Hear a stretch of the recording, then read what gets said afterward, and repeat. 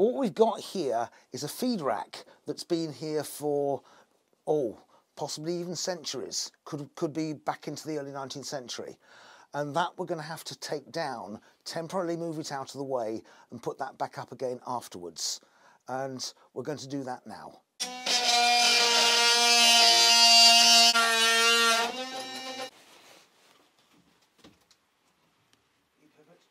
We're taking down some parts of a historic building.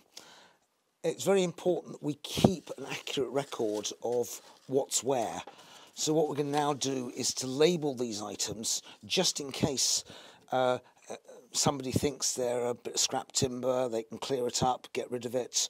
And so these labels will stay on these items until they go back in position.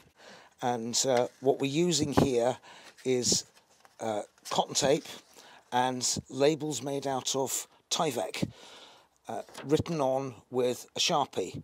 And this material is resistant to water, it can be scrunched up, it won't tear very easily, because there's no point in putting a paper label on. We're in a damp Byre, and paper wouldn't last more than a couple of weeks.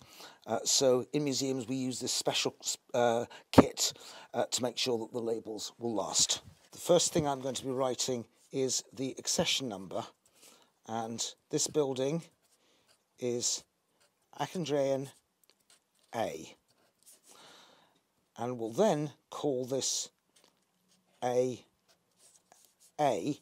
because that is a part of this building, and we're going to have two bits here, so the next part will be Achondrian A dot B, and then what I will write is a description of it.